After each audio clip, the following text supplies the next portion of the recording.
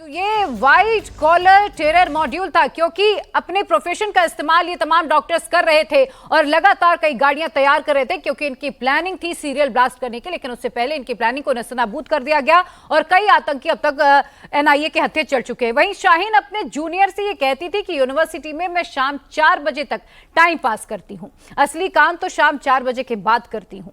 अब शाहीन किस काम की बात करती थी? आखिर वो असली काम क्या था? क्या शाहीन दिल्ली और यूपी में धमाके की प्लानिंग करके अपना असली काम उसे ही बता रही थी? एक रिपोर्ट के जरिए समझिए। टेरर नेटवर्क की लेडी सरगना डॉक्टर शाहीन।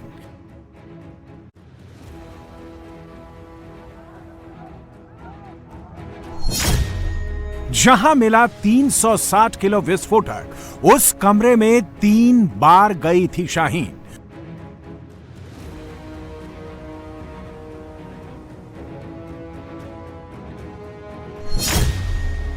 मुजम्मिल शाहीन की डायरी में सीरियल धमाके का पूरा plan.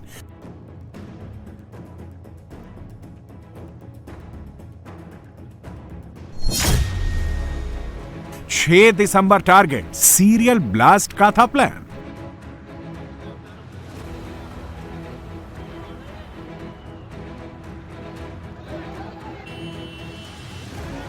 Doctor Shaheen doctor module में स्लीपर सेल की तरह काम करती थी। जैश के महिला विंग की सरगनाएं, महिलाओं को अपने गैंग में शामिल करना इसका काम था। शाहीन सईद यूपी में बड़ी साजिश रच रही थी। शाहीन सहारनपुर और हापुड़ में मिनी रिक्रूट कमांड सेंटर बनाने की कोशिश में थी। मुस्लिम लड़कियों को आतंकी ट्रेनिंग देने की थी प्लानिंग। पिछले 6 महीने से शाहीन सेंटर बनाने की तैयारी कर रही थी। सेंटर में 10 बड़े कमरे, तहखाने में बड़ा ट्रेनिंग हॉल बनाने की तैयारी थी। शाहीन के टारगेट पर थी मुस्लिम गरीब लड़कियां। शाहीन लिट्टे की तर्ज पर जैश की महिला विंग खड़ी करने में लगी थी। शाहीन ने एलटीटीई से जुड़े आर्टिकल को भी स्टडी किया था। गिरफ्तार आतंकी शाहीन एक बार तुर्की भी गई थी। जांच एजेंसी शाहीन को बहुत हार्डकोर रेडिकलाइज्ड मानकर जांच को आगे बढ़ा रही है। Doctor Shaheen Kanpur medical college में भी नौकरी कर चुकी है। कानपुर मेडिकल कॉलेज में फार्माकोलॉजी विभाग की प्रमुख रह चुकी है। 1 सितंबर 2012 से 31 दिसंबर 2013 तक वो इस पद पर थी। इसके बाद कन्नौज मेडिकल कॉलेज में तबादला हो गया। इसके बाद से डॉक्टर शाहीन गायब हो गई, जिसके बाद साल 2021 में इसकी सेवा समाप्त कर दी गई। दिल्ली ब्लास्ट को लेकर के जो इन्वेस्टिगेशन चल रहा है उसमें तमाम चौंकाने वाले खुलासे सामने आ रहे हैं और उसमें एक किरदार बहुत ही ज्यादा महत्वपूर्ण है, वो है डॉक्टर शाहीन। डॉक्टर शाहीन दरअसल डॉक्टर मुजम्मिल की गर्लफ्रेंड बताई जा रही है। साथ ही डॉक्टर शाहीन का जो पैतृक आवास है वो लखनऊ का यही लालबाग इलाका है, कंधारी बाजार का, जहां मैं मौजूद हूं इस समय। और आप देख सकते हैं कि किस तरीके से डॉक्टर शाहीन का जो घर है उस घर पे फिलहाल अंदर से ताला लगा लिया गया है। लोग जो हैं परिवार के, वो निश्चित तौर पर मीडिया से फिलहाल अब बातचीत नहीं करना चाह रहे हैं, क्योंकि वो अपना पक्ष रख चुके हैं कि उनको पास किसी भी तरीके का डॉक्टर शाहीन का कोई कॉन्टैक्ट नहीं है। लेकिन इसी घर में डॉक्टर शाहीन लखनऊ में जब रहा करती थी तो अपने पिता और अपने भाई के साथ रहा करती थी। इसी साल अगस्त महीने में डॉक्टर शाहीन लखनऊ आई थी, लेकिन वो लखनऊ में अपने परिवार वालों से मिले बिना ही लौट गई। एजेंसी को शक है कि अपने स्लीपर मॉड्यूल से मिलने के लिए डॉक्टर शाहीन लखनऊ आई थी। जैश-ए-मोहम्मद की टॉप कमांडर डॉक्टर शाहीन के बारे में कई बड़े खुलासे हुए हैं। डॉक्टर शाहीन को संगठन में मैडम सर्जन का कोड नेम दिया गया था। उसके करीबी साथी और जैश के आतंकी उसे इसी नाम से बुलाते थे और इस आतंकी मिशन को नाम दिया था ऑपरेशन हमदर्द। ऑपरेशन हमदर्द में आर्थिक रूप से कमजोर महिलाओं को टारगेट किया जाता था। पैसे का लालच देकर महिलाओं और लड़कियों को आतंकी बनाने का प्लान था। बुर्का से नफरत करने वाली और ऐशो आराम की जिंदगी जीने की वकालत करने वाली महिलाएं टारगेट पर थीं।